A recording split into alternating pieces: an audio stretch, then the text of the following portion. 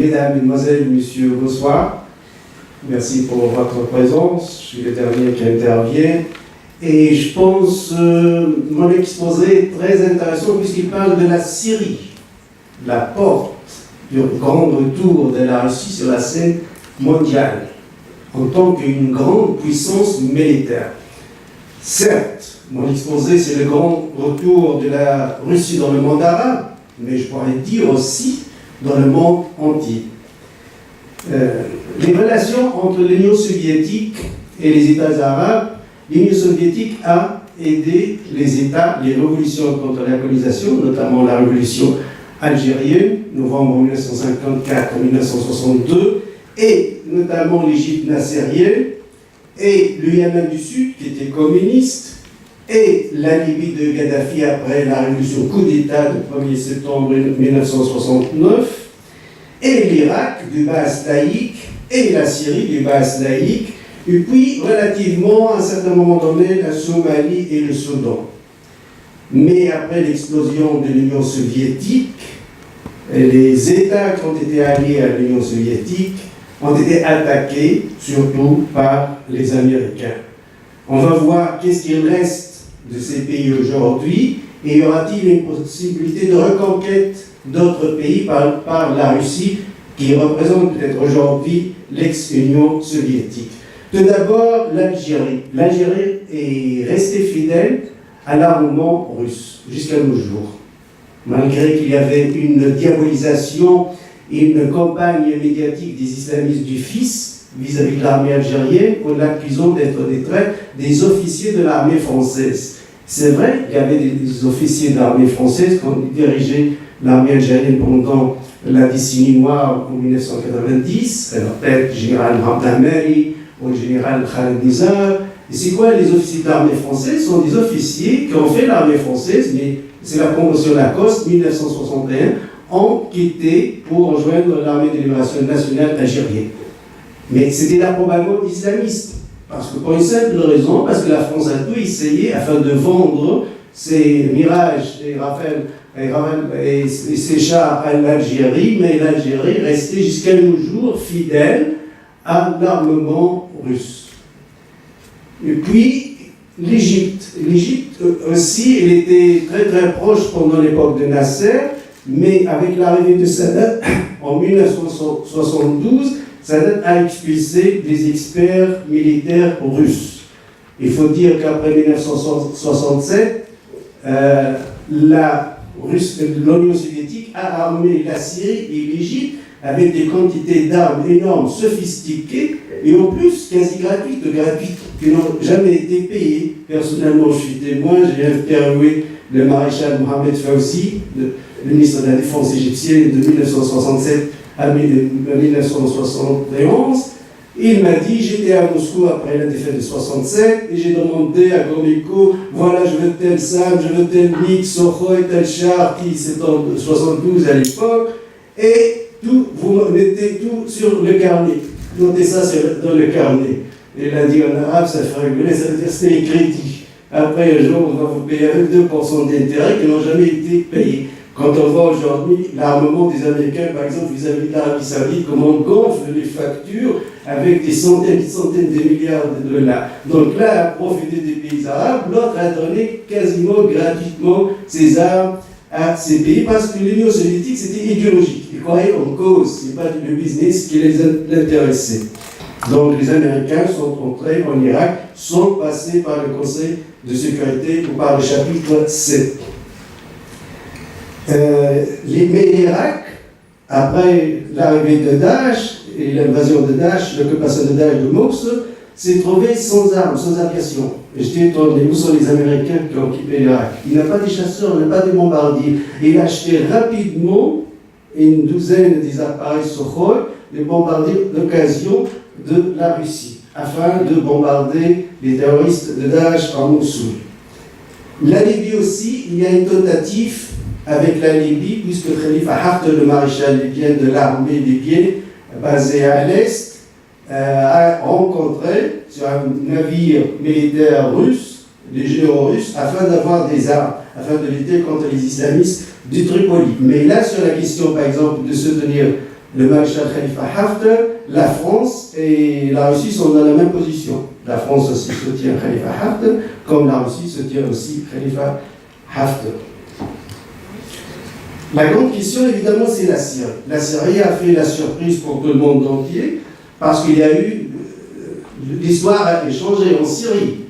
L'enseignement des relations internationales, aujourd'hui, on peut parler qu'il y a un grand changement dans le monde entier avec cette arrivée de Russes, pas uniquement l'usage systématique des droits de veto au sein du Conseil de sécurité, et avec la Chine, et avec les 5 pays de BRICS, l'Inde, le Brésil, le Sud-Afrique, et la Russie et la Chine.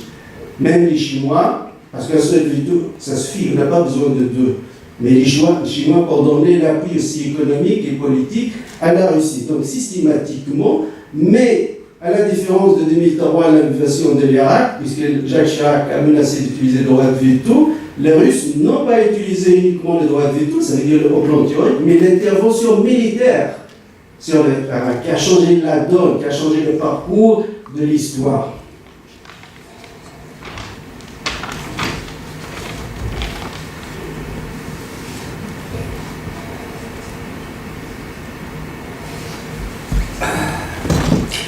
Donc, aujourd'hui, cette intervention militaire, puisque l'armée syrienne a gagné sa guerre contre les terroristes, l'Al-Nusra, Al-Qaïda, ou le Daesh, ou d'autres groupes islamistes, ça a donné l'espoir d'autres forces d'établir des relations avec la Russie ou de frapper la porte de la Russie.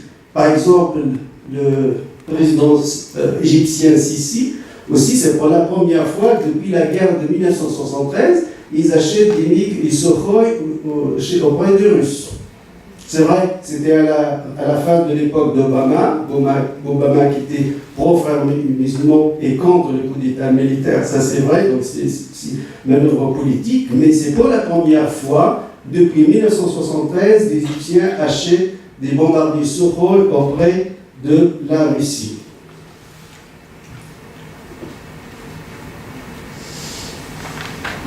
Donc c'est vrai, j'ai entendu que la Russie toujours n'est pas une grande puissance économique mondiale, ça c'est vrai, ce n'est pas la première, ce n'est pas la deuxième, ce n'est pas la troisième, mais c'est une grande puissance militaire. Militaire, donc plus au plan technologique, a sauvegardé sa position dans la conquête spatiale. Elle est plus puissante que le Japon, l'Allemagne, la France, la Grande-Bretagne quand il s'agit de l'espace. Donc ça aussi, ça donne un poids, parce que c'est vrai, le poids économique est très très présent dans la force des États, mais aussi le poids militaire. Là, c'est l'approche, si vous voulez, étatique. La Russie et les États. Donc le grand retour de la Russie dans le monde arabe via les rapports avec les États. Maintenant, l'opinion publique. L'opinion publique, il faut dire que, par exemple, Poutine est devenu un chef charismatique chez une catégorie des Arabes, pas tous. On voit son profil sur Twitter, Facebook, etc. Des poutinistes, si vous voulez, parce qu'ils sont que, voilà, pour une fois, on va arrêter ce grand projet d'islamisation par la force dans le monde arabe et soutenu par les anglo-saxons, les Américains et les Français. Et on trouve, par exemple... Le gouvernement français, oui, le français, je parle du gouvernement, évidemment. C'est implicite.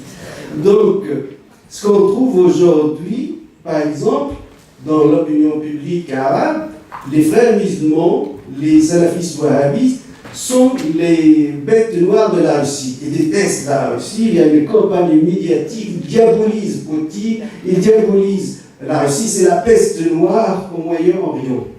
Et qui sont ceux qui sont en faveur de la Russie l'intervention en Syrie, par exemple le Maghreb, sont les berbères, les kabyles, les laïcs, les démocrates, les libéraux, les socialistes, les marxistes, les communistes, mais tous on est en faveur de la Syrie, parce que c'est un pays d'un régime laïque, certes, il a des problèmes, il a commis des erreurs, c'est un régime autoritaire, mais ce régime laïque est attaqué par les terroristes d'Al-Qaïda, Al-Nusra, par les terroristes de Daesh, et financé par qui? Par le Qatar et l'Arabie Saoudite.